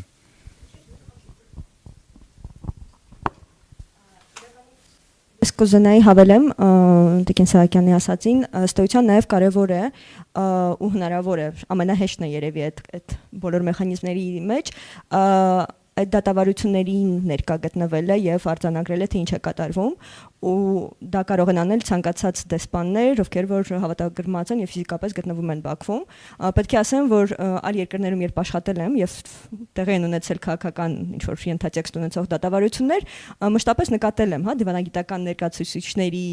ներկայությունը հենց արձանագրման համար, որը որոշման կայացման համար նաև կարևոր է, հա, հասկանալու թե ինչ է կատարվում, ինչը չի կատարվում։ Այսինքն անգամ այդ տարական պահանջը կարծես թե մենք որպես պետություն չենք դրել որևէ այդ թվում գործընկեր համարվող որևէ այլ պետության արչև, ավելին ես լիովին կիսում եմ ու ասում եմ ամենաառաջնահերթն է եւ ամենաարդյունավետը կարող է լինել հենց հիպոտասական ծառայությունների վկայակոչման մեխանիզմի գործարկումը, որովհետեւ ըստ էության բացի պարզապես այցելելու, տեսնելու կամ հասկանալու վերաբերմունքի հետ կապված հարցեր, նաև կան բազմաթիվ իրավական հարցեր, որ ասանձինք պետք է կարողանան իրենց իրավունքները իրացնեն, ունեն ընտանիքներ Հայաստանում, որոնք որ գուցե ունենան ինչ-որ իրավական հարցեր, այսինքն իրապես կարիք ունեն այդ աջակցության, այդ պաշտպանության, որը պետք է Հայաստանը իրականում գործարկի ու մերժելու տեղը ամենակիչն է այստեղ ըստ էության։ Եթե խոսում ենք այլընտրանքային այլ միջազգային մեխանիզմների մասին, դրանք ցավոք սրտի հիմնականում պայմանավորված են պետության համաձայնությամբ ու հենց այստեղ է թուլությունը, այսպես ասած, որտեղ ինչպես նշեցինք սկզբում, Ադրբեջանը գնում է տոտալ մեկուսացման, հանրային վերահսկողությունից դուրս է ուզում թողնի իր պետությունը եւ իր քաղաքացիների նկատմամբ եւ հատկապես հայերի նկատմամբ, հա, կատարվող գործընթացներում, այսինքն եւ ՄԱԿ-ի համապատասխան մեխանիզմները, որոնք որ մի կողմից ունեն բաց հրավեր, այսպես կոչված, հա, այսինքն տեսականորեն Ադրբեջանը բոլորին հրավիրել է, բայց հենց որ պահը գալիս է, որպեսզի այցելություն կատարեն, տարբեր պատրվակներով կարող է մերժել ու հնարավոր չի պնդել, հա, որ չէ պետք է ապահովես, ներս թողնես եւ այլն։ Նույնը օրինակ կամայական ազատությունների հարցերով զբաղվող հատուկ այդ աշխատանքային խումբը կարող էր այցելել կամ խոշտանգումների հատուկ հարցերով հատուկ զեկուցողը եւ այլն, այսինքն տեսականորեն հնարավոր կլիներ գոնե ինչ որ չափով արձանագրել խնդիրները, բայց այս դեպքում իրականում շատ խնդրահարույց է։ Ասեմ, որ նաեւ կարծում եմ կարեւոր է նշել ԶԼՄ-ներով տարածվող տարբեր մտահոգություններ, այդ թվում նաեւ Տիկին Սահակյանն էր նշել վերջերս, հա, եւ առողջության հետ կապված ունեն խնդիրներ, այդ թվում նաեւ ֆոկիկան առողջության ընդհանուր ճնշման, հա, ներքո գտնվող այդ անասացության մեջ ու ինկոմունիկադո են ըստ էության այդ մարդիկ։ Մենք ունեցել ենք 20 թվականին բավականին երկարատև ժամանակ առանց որևէ կապի հաղորդակցության հնարավորության պահվող գերիներ, ովքեր որ կամ ընդհանրապես չեն այցելվել Կարմիր խաչի կողմից, մինչև հայրենադարձ լինելը, այսինքն այնքան երկար պահվել են առանց վերահսկողության կամ ինչ որ ամիսներ հետո են այցելել։ Ու հենց այդ այցելություններ, որ այդ մարդկանց գուցե հույս էր տալիս, որ գոնե ինչ որ չափով չեզոք մարմինը կարող է լսել ու փորձել լուծել կամ գոնե հաղորդել աշխարհին կամ ընտանիքներին ինչ որ խնդրի մասին։ Այս դեպքում այս պահին իրենք զրկված են եւ կարծում եմ, որ Հայաստանի կառավարությունը առաջին հերթին մենք որպես իրավապաշտպաններ անընդհատ տարբեր հարթակներում խոսում ենք այդ միջազգային մեխանիզմների գործարկման կարևորության մասին, սակայն կառավարության ներկայացուցիչներից այլևս նման պահանջներ չենք լսում, այդ թվում նաեւ ինչպես նշեցի եւ ՄԱԿ-ի ամբիոնից եւ Ստրասբուրգում վերջերս որևէ շեշտադրում դրա անհրաժեշտության մասին, այդ հասցեագրելը կախարդական բառը ես էլ չեմ հասկանում, այս համատեքստում հատկապես ոչ մեկս չիմացանք թե ինչ է պահանջում Հայաստանի կառավարությունը եւ ինչ ակնկալիք ունի Ադրբեջանից, հատկապես որ կարծես թե ավելի շատ բարոյական հույսեր է կապում, որ Ադրբեջանը մի օր կվերադարձնի կամ չվերադարձնի այդ անձանց, քան որևէ պահանջ, նախապայման կամ էլի բարեկամքի դրսևորում։ Կարճ եւ վատ հարց տամ, կարող է դա արվում է հետզհետե իջեցնելով այդ հարցի կարևորությունը եւ ձևակերպումների սրության թուլացումը, որպեսզի դրան էլ վարժվենք։ Ես այդ խնդիրը չկա։ Կարծում եմ, որ ու մեր փորձը համենայն դեպս դիտարկումները ցույց են տալիս, այդ թվում նաև շփվելով այլ պետությունների պատվիրակությունների հետ, Վիենաներում, չգիտեմ, Ժնևներում եւ այլն, որ երբ որ չկա պահանջ որևէ կողմից ճնշում պահանջ եւ այլն, այդ հարցը մարվում է ու այստեղ ոչ միայն գերիների հարցը, այլ ավելի գլոբալ ընդհանուր եւ արցախայցյան վերադարձի կամ ընդհանուր իրավունքների պաշտպանության հարց, ցանկացած այլ հարց, որ այս կոնֆլիկտի հետ կապված է, մարդու իրավունքների հարց, մարում է եւ այլևս օրակարգային չէ, ոչ մեկ չի խոսում։ Հիմա արդյոք դա կառավարությունը անում է մտածածին, թե չունենալով արդյունավետ միջոցներ փորձում է իր թուլությունը դրանով ցույց չտալ, դա երկրորդ հարց է, բայց վերջին ամիսներին, հատկապես ասում եմ սեպտեմբերյան ելույթները լավատեսության տեղ քիչ են թողնում։ Պարոն Կիրակոսյան, խնդրեմ կամ նույն հարցի կամ ամփոփելով ուղղակի քննարկումը ձեր կարծիքը։ Նույն հարցի հետ կապված կարծում եմ ավելացնելու այտենց շատ բան չունեմ, որովհետև ինչ որ գործընկերների կողմից արդեն մանրամասն ներկայացվեցին հնարավոր բոլոր տարբերակները, բնականաբար միակ բանը, որ կարող եմ ավելացնել։ Վատ հարցին պատասխանեք էլի, իսկապես մեզ վարժեցնում են այդ խնդիրը, որ այդ խնդիրը չկա կամ հետզհետե չկա այդ խնդիրը, հետզհետե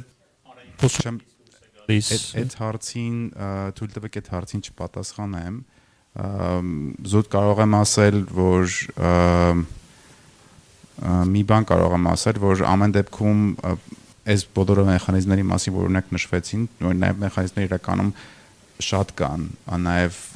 չգիտեմ ԵԽ շրջանակներում ունենք մեխանիզմներ, ՄԱԿ-ի շրջանակներում ունենք մեխանիզմներ, չգիտեմ հատուկ մանդատով ինչ որ բաներ կան, high commissioner-ներ ունենք, հատուկ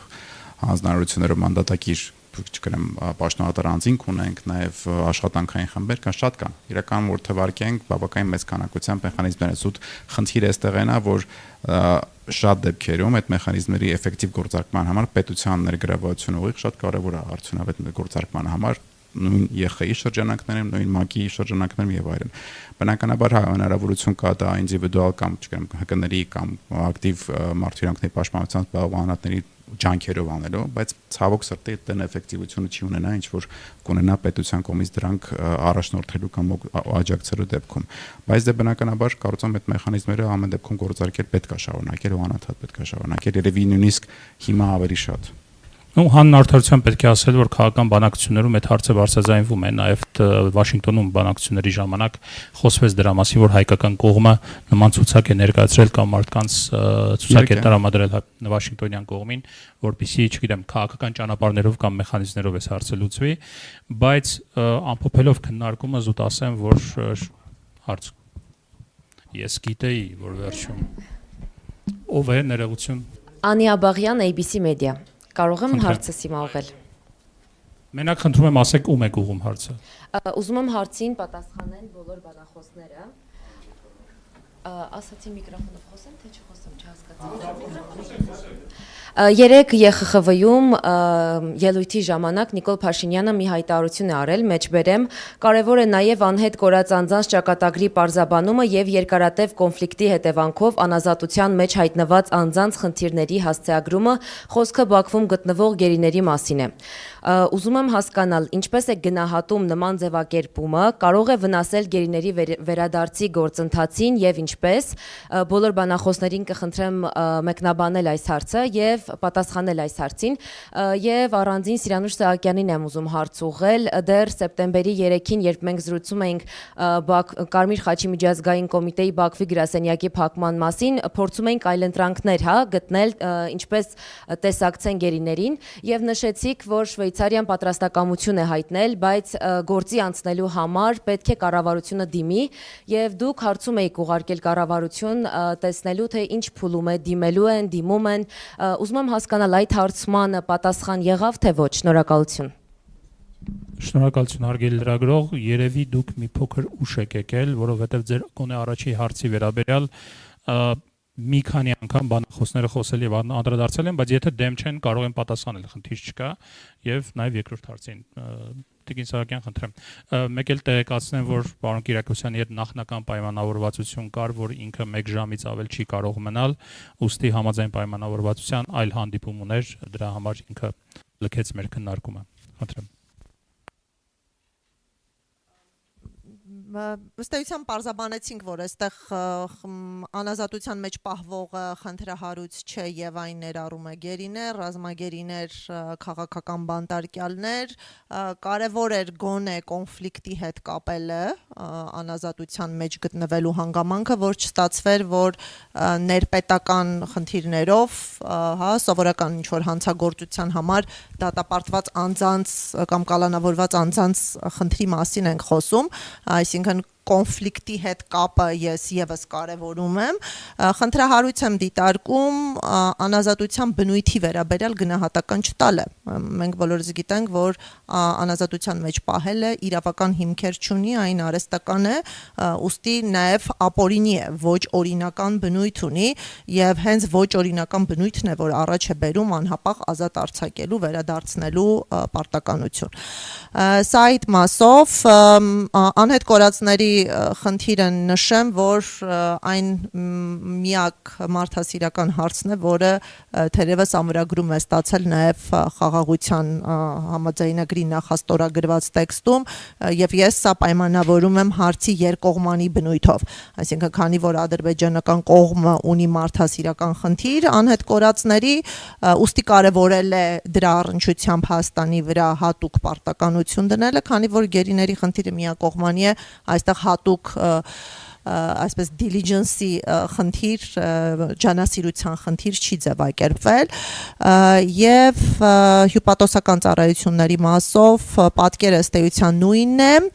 հարցը քննարկվում է քննարկումների մանրամասները խորհրդապահական բնույթ ունեն այս պահին դրական որոշում որ Հայաստանը վճռել է եւ ընտրել է, հա, իդենտիֆիկացրել է այն երկրին ում միջոցով իրացնելու է իր իրավունքը, պարզապես նման դրական տեղեկատվություն չունենք։ Շնորհակալություն, խնդրեմ Տիկին Մելիքյան։ Նամ չկրկնելով արդեն նախկինում արված մեկնաբանությունը հավելեմ, որ մտահոգիչ է մեզ համար նաև նման բառամթերքի ու մեսիջների հաղորդակցելը այն միջազգային հարթակներում, որոնք որ բավականին բարենպաստ եւ կարեւոր բանաձևեր էին ճանաչում ընդունում նախկինում, որոնցում արձանագրվում էր եւ գերիների նկատմամբ վերաբերմունքի հարցեր, այլ խախտումներ եւ այլն։ Այսինքն ընդհանուր առմամբ վերջին ժամանակահատվածում այդ խաղաղության մթնոլորտ ստեղծելը կամ չգիտեմ այդ պարադիգմով առաջնորդվելը Հայաստանի ներկայացուցիչների ելույթները կարծես թե հիմնականում ասում են, որ պետք չի բարձրացնել բարդ հարցեր, այդ թվում նաև միջազգային հանրությանն են ասում, փակելով թեման, ու դա մեզ համար շատ մտահոգիչ է, այսինքն ոչ միայն իրենք կաշկանդված են կամ չեն ցանկանում կամ հապաղում են ինչ-որ հարցեր բարձրացնել, այլ նման մեսիջներ ասելով ու շատ հստակ ասելով, որ այդ հարցերի բարձրացումը, այդ թվում նաև արդարադատության, մարդուրյանքների համար պատասխանատվության ենթարկելու հարցերի բարձրացումը խանգարում է, խոչընդոտում է խաղաղության գործընթացին, ուստի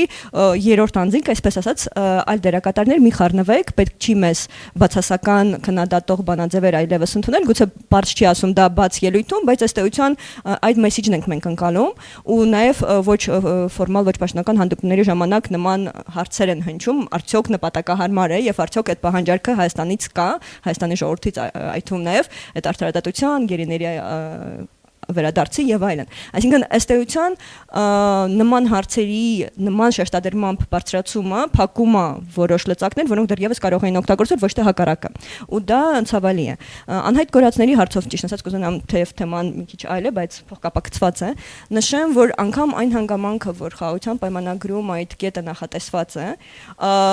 դեռևս որևէ արդյունավետ լուծմանը կամ գոնե որևէ զարգացմանը չի տարել։ Այսինքն ոչ նախկինում, ոչ էլ հիմա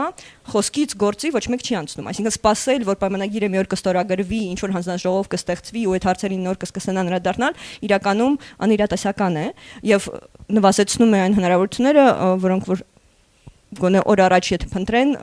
հասկանանք ճակատագիրը ինչումներ եւ այլն։ Այսինքն եթե Ադրբեջանը միջազգային հարթակներում եւ ՄԻԵԴ-ում եւ մեր հարցումների հիման վրա հարուցված այդ գործընթացներում ՄԱԿ-ի բռնի անհետացման հարցերով աշխատանքային խմբում, քննարկումների ժամանակ հրաժարվում են որևէ տեղեկություն տալ եւ որևէ գործողություն անել, ինչու մենք պետք է ենթադրենք, որ ինչ որ մի օր, երբ որ պայմանագիրը կստորագրվի, այդ հարցերին պատշաճ արդյունավետ անդրադարձ կտրվի։ Այդքանը։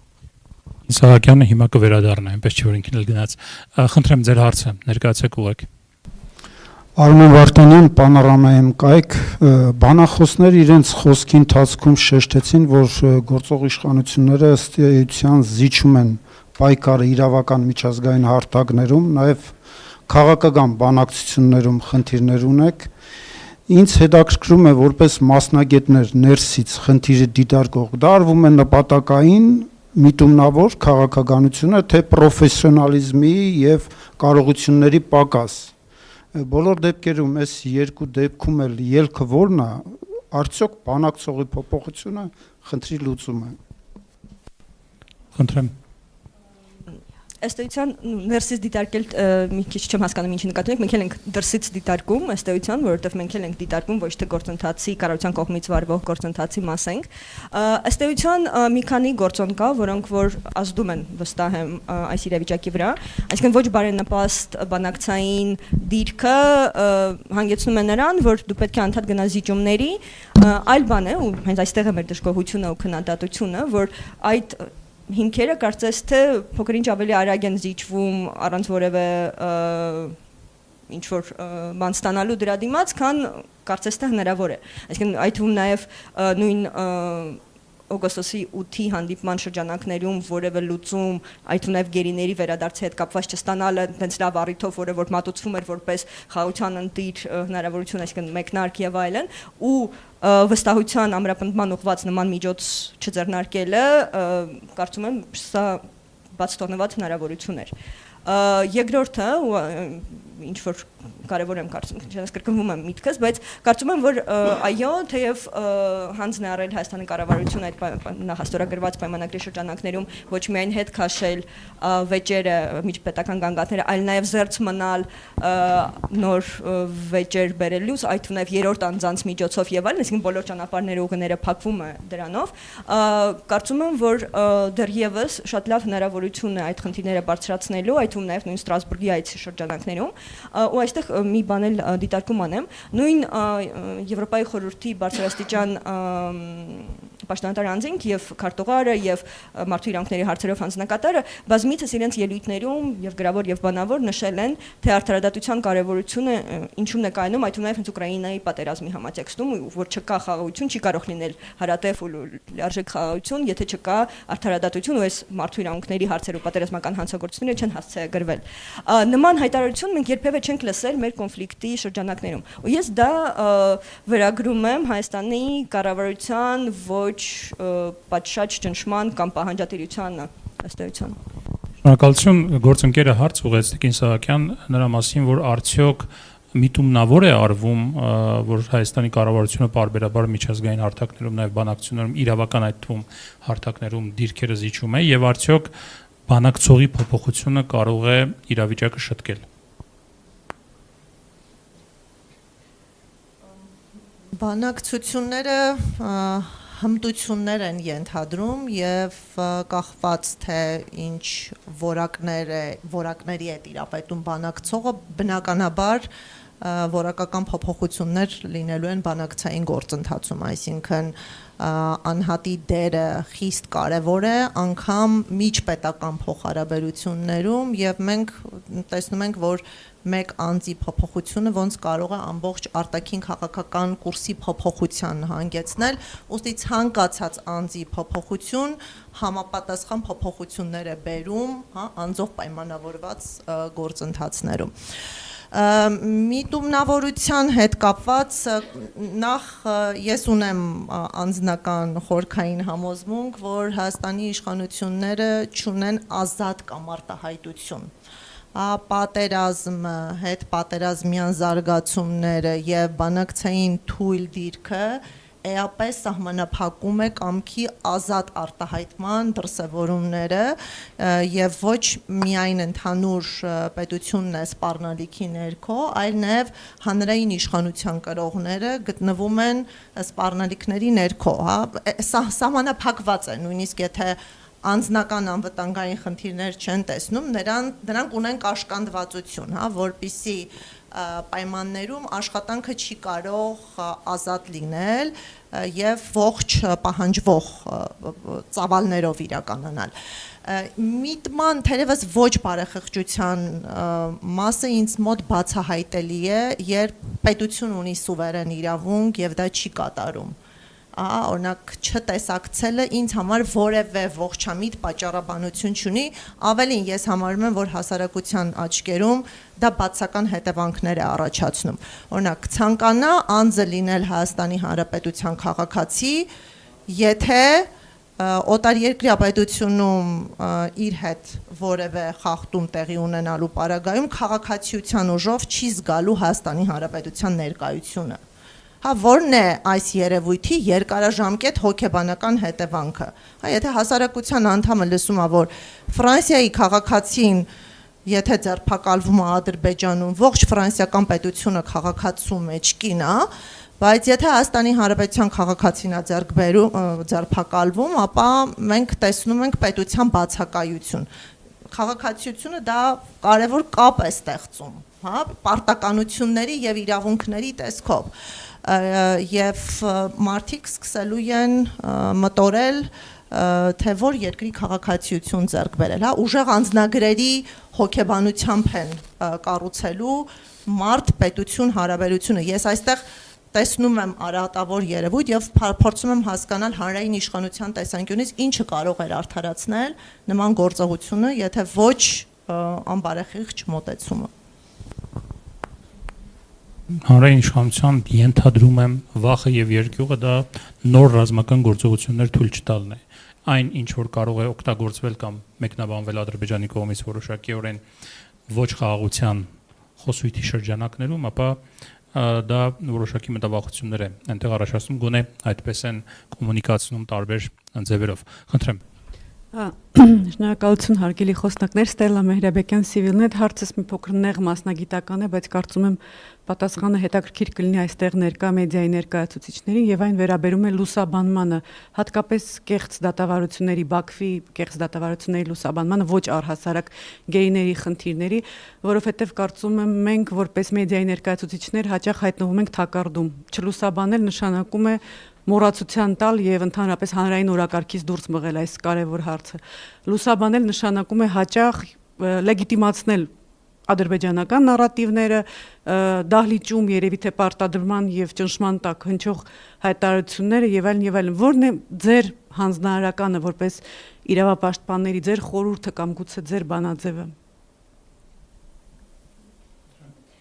Լուսաբանել կարևոր է, անկախ ամեն ինչից, որովհետև ինչպես նշեցիք, օրակարգում այդ հարցը պետք է պահվի, որտեղ այդ պահանջատիրությունը, այդ թվում նաև ճնշումը կառավարության ուղղությամբ գալիս է հենց ժողովրդի պահանջից, հա, այսինքն այդ հարցը մեզ բոլորիս մտահոգում է, օրակարգի մաս է եւ անդադ պետք է հնչի դա։ Սա մեկ, երկրորդը, կարծում եմ այն կանխավարկածը, որ բոլորը գիտեն, թե այնտեղ ինչ է կատարվում ու ենթադրաբար ինչ վերաբերմունք են արժանանում այդ անձինք կամ ինչ ճնշման ներքո են գտնվում, գուցե չափազանցված է, այսինքն մարդիկ պետք է ստանան տեղեկություն, որպեսզի կարողանան կարծիք ձևավորել, ոչ թե ենթադրել կամ անգամ չմտածել այդ ուղղությամբ, այսինքն կարևոր է։ Այլ բան է, թե ինչպես է լուսաբանվում, այո, ես կարծում եմ, որ մենք չպետք է խորանանք բովանդակային ելույթներում, որովհետև որպես խոշտանգումների կանխարգելման հարցով զբաղվող մասնագետ, այդ նաև Հայաստանում շատ հստակ գիտենք, որ խոշտանգման կամ սպառնալիքի ճնշման ներքո տարբեր տեսակի սպառնալիքի մասին է խոսքը գնում, ոչ միայն այդ անձի նկատմամբ սպառնալիքներ, այլ իր ընտանիքի անդամների, այլ անձանց նկատմամբ կարող են սպառնալիքներ հնչել եւ այլն, դրա ներքո ամեն ինչ հնարավոր է ու մարդիկ տարատեսակ հանցագործություններ են խոստովանում, միայն թե կանխեն ինչ-որ դրսևորումներ կամ ինչ-որ վարքագիծ իրենց նկատմամբ կամ իրենց հարազատների։ Այսինքն բովանդակային այդ խոսույթները տարածել գուցե պետք չէ, այսինքն Ադրբեջան հենց դա է ուզում ասի, որ նաև փոխի մեր մտածելակերպը եւ ընկալումը ամեն ինչի ու գուցե ավելի չարացնի, հա, վերաբերմունքը այնտեղ պահվող անձանց նկատմամբ, իսկ օրակարգում անպայման պետք է պահի ու կարծում եմ, որ շատ ավելի ակտիվորեն, հատկապես մինչև խաղաղության պայմանագրի ստորագրելը, որպեսզի այդ պահանջը ու ճնշումը ձևավորվի։ Ես էլի կրկնեմ, շատ հաճախ, երբ որ հանդիպում ենք տարբեր պետությունների դիվանագիտական պատվիրակությունների հետ, անընդհատ այդ հարցը հնչում է, որտեղ գուցե մենք մի քիչ ավելի քննադատ որպես հասարակական կազմակերպություն, մի քիչ ավելի պահանջատեր ենք ու քննադատաբար ենք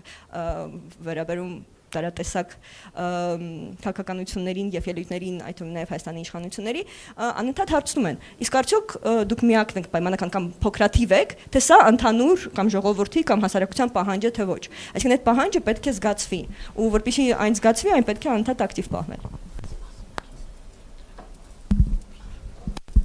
Եվս կողմնակից եմ, որ լուսաբանվի, ուղղակի մի քանի դիտարկումներ ունեմ, նախ երբեմն արհեստականորեն կեղծ տեղեկատվություն է նետվում դաշտ եւ դրա տարածումը, դրա շուրջ քննարկումները արհեստական են, որը շեղում է հիմնական օրակարգերից եւ երկրորդը հայկական խոսույթի անարժանահավատության խնդիրներ են առաջ գալիս միջազգային հարթակում եւ նշեմ, որ հատկապես պատերազմի ժամանակ, օրինակ, երբ որ պետության կոնտրոլից դուրս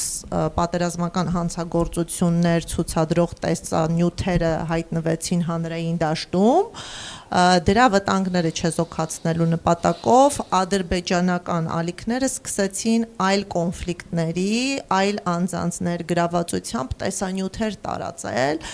որոնք հայ լսարանի կողմից ընկալվեցին կրկին հայ գերիների դեպքեր։ Հա, սա նախ լարում առաջացրեց եւ նաեւ մասնագիտական սխալների մեծ տեղ թողեց, ինչը կարող է նաեւ ապացույցների արժանահավատության խնդիր լինել, օրինակ, եթե այլ կոնֆլիկտի անձին կեղծ կերպով, օրինակ, ոչ պրոֆեսիոնալ աշխատանքով նույնացնում են որպես հայ եւ դրա հիման վրա փորձում են միջազգային իրավական գործընթաց, սա ոչ միայն տվյալ գործի վրա ազդեցություն ունի, այլ հայկական կողմի վարվող մյուս գործերի վրա իր բացական ազդեցությունը թողնում է, այսինքն թացը չորի հետ խառնելով փորձում էին այդ ապացույցների ապացուցողական նշանակությունը նվազեցնել, ուստի այստեղ շատ կարևոր է, որ տեղեկատվությունը հնարավոր տարբերակներով ստուգվի եւ մյուսը, եթե անգամ այն անստուգելի է, բայց լրարժան է, հարցի ինքնուրույն դիրքավորման խնդիր գոյություն ունի։ Այսինքն հայկական լրատվամիջոցները չեն կարող վերածվել ադրբեջանական նարատիվների տեխնիկական տարածման օղակների եւ խնդիրը պետք է դիրքավորվի այլ տեսանկյունից, որտեղ օրինակ մարդու իրավունքների խնդիրները պետք է ցուցադրվեն կամ ոչ թե սովորական պետք է ներկայացվի, թե ինչ են ասում, այլ տրվեն նաեւ մեկնաբանություններ, ինչի համար են դրանք ասվում եւ արդյոք այն ինչը որ մենք տեսնում ենք համապատասխանում է միջազգային իրավունքին,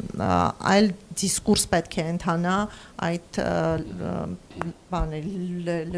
լուրերի առնչությամբ, տեղեկությունների առնչությամբ։ Շնորհակալություն։ Մի հակիրճ լրացում էլ, հա, կներեք, ուղղակի ընթացքում մտածեցի, որպես միջազգային կազմակերպություններում աշխատած անձ նշեմ, որ հատկապես անգլալեզու տեղեկատվությունը շատ կարևոր է։ Ամեն օր կարդում են, այսինքն մեր տարածաշրջանով զբաղվող կազմակերպություններ, աշխատակազմը եւ այլն ամեն օր մեդիա մոնիթորինգ է անում եւ հատկապես անգլալեզու։ Այսինքն նրանից թե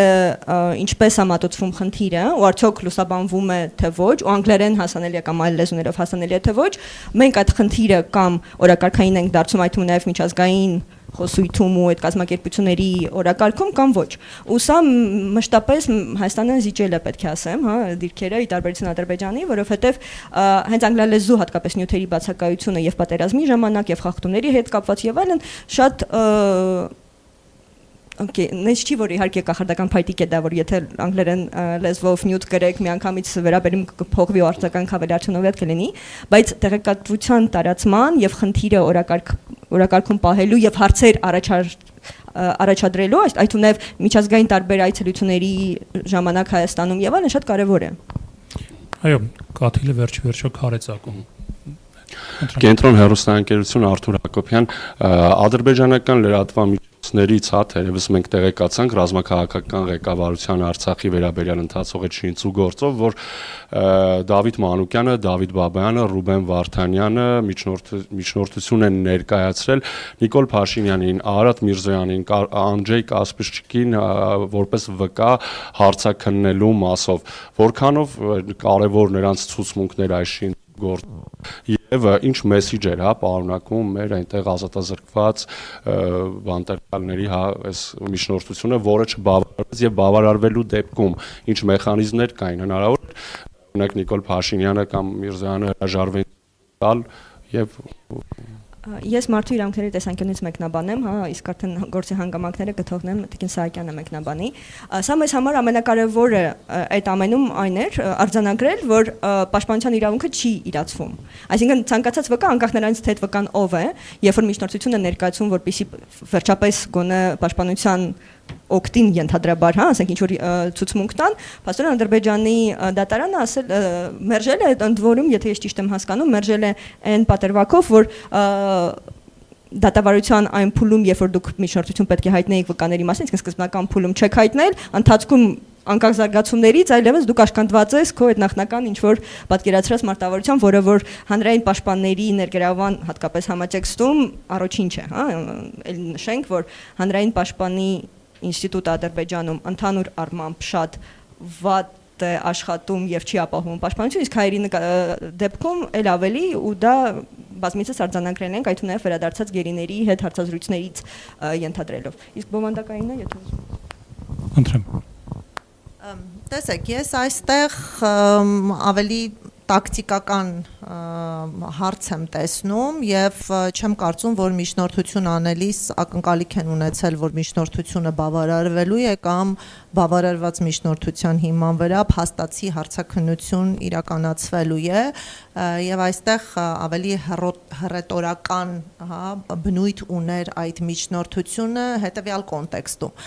Նշված անձինք մեղադրվում են այնպիսի օրինական գործողությունների համար, որը կապված է եղել Լեռնային Ղարաբաղի Հանրապետությունում պաշտոն զբաղեցնելու եւ պաշտոնի ուժով ex officio գործողություններ իրականացնելու հետ։ Այսինքն ինքնուրույն այլ արարքներ նշված անձանց չեն վերագրում, որ օրինակ այս պահին այստեղում խուլիգանություն են արել, այլ վայրում մարդ են սպանել, կամ կա առանձին հանցավոր խումբ, որոնց հետ ձեռնարկել են տարբեր քայլեր։ Ինքնին Արցախի պետաիշխանական, հա, իշխանություն կրող պետական միավորների գործունեությունը որակում են որպես ահաբեկչություն, զինված խմբավորումներ եւ դրանց շրջանակում բոլոր գործողությունները ավտոմատ դարձնում են ոչ իրավական անօրինական բնույթի։ Հիմա արդյոք ազգերի ինքնորոշման իրավունքի իրացման արդյունքում ստեղծված վարչակազմը ավտոմատ դառնում է ահաբեկչական խումբ թե ոչ, սա է կարևոր հարցադրումը եւ կարևոր է որ մենք այս խնդիրը կարողանանք հասցնել միջազգային հանրությանը, պատասխանը շատ հստակ է ու կարծում եմ պատասխանը տվել է նաև միջազգային հանրությունը ոչ նախ ազգերի ինքնորոշման իրավունքը ճանաչված է, անկախությունը ձեռք է բերվում ինքնահռչակման ճանապարհով։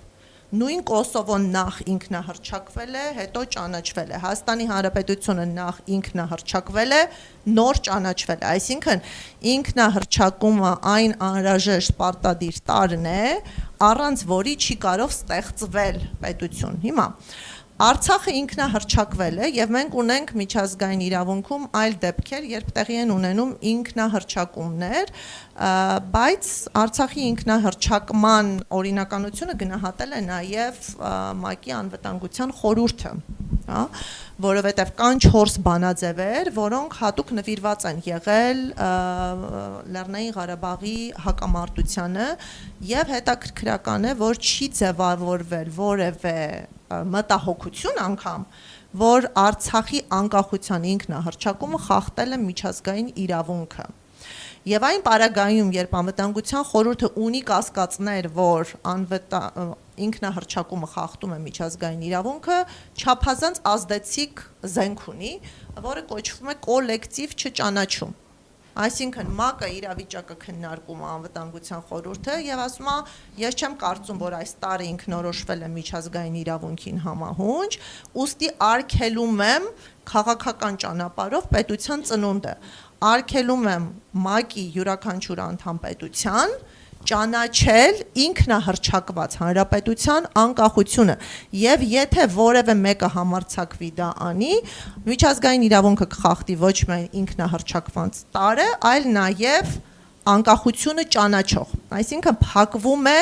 պետության ծնվելու այդ ճանաչման քաղաքական process-ը։ Հիմա Հյուսային Կիպրոսի թուրքական հանրապետություն ինչու պետություն չի դառնում։ Հա, դե ֆակտո իրացնում է սուվերենություն, ինքնահռչակման ակտը կա,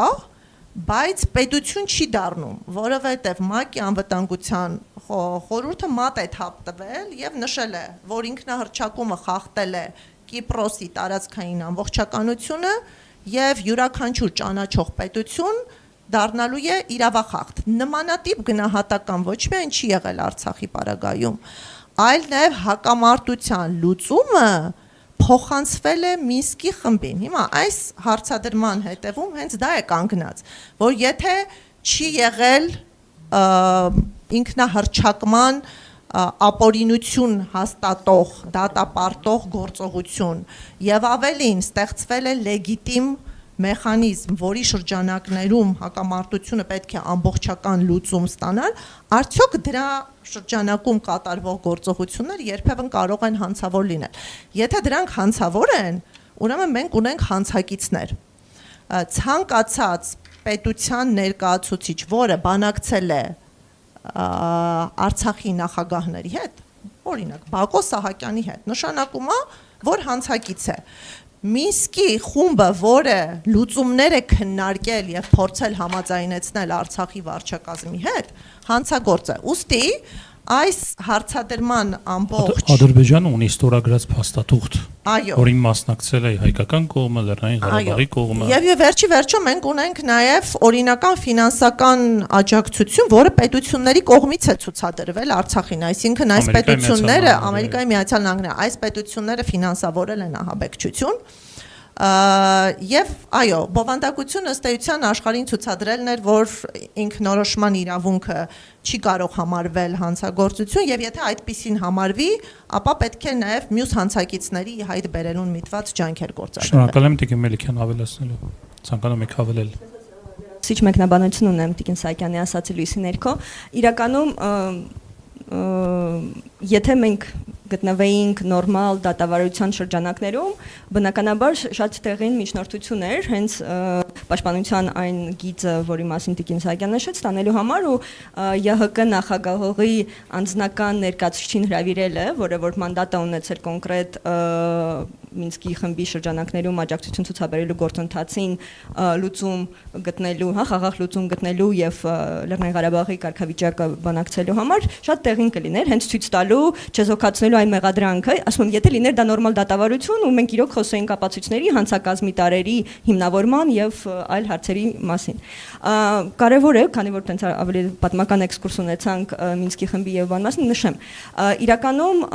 ազգերի ինքնորոշման իրավունքի սկզբունքը դա հիմնարար ՀՀԿ հիմնարար սկզբունքներից մեկն էր, ու եթե դուք համեմատեք որոշ դեպքերում համանման համարվող կամ նույն զամբյուղի մեջ դրվող նախկին սովետական միության փլուզումից հետո առաջացած կոնֆլիկտների համատեքստում գործող մեխանիզմների ու դրանց մանդատները, դուք կտեսնեք էական տարբերություն։ Օրինակ, եթե վերցնենք Տրանսնիստրիան, Մեծնեստրի, կոնֆլիկտը, որի շրջանակներում ՀՀԿ-ն էլի մեդիատոր է, բանակցողի կարգավիճակ ունի, բայց մանդատը շատ հստակ է, բանակցել մարդու իրավունքների ու ազգերի փոքրամասնությունների իրավունքների ապահովման, բայց տարածքային ամբողջականության պահպանման որևէ կարգավիճակ Տրանսնիստրիայի համար։ Այսինքն այնտեղ չի քննարկվում ինքնորոշում, ցանկացած այլ լուծում, միանշանակ որևէ լուծում, որը այդ բանակցությունների շրջանակներում պետք է ի հայտ գա, պետք է Մոլդովայի տարածքային ամբողջականությունը պահպանելով լինի, ընդհանրապես իրավունքների ապահովման հարց լինի։ Երբ որ մենք նայում ենք Լեռնային Ղարաբաղի շրջանակներում ՀՀԿ ստանձնած մանդատը, որը ճանաչվել է եւ ՄԱԿ-ի կողմից եւ Եվրոպայի խորհրդից, որտեղ բոլորը ասել են, որ բանակցողը այս կոնֆլիկտի բանակցողը ու այն շրջանակը, որը պետք է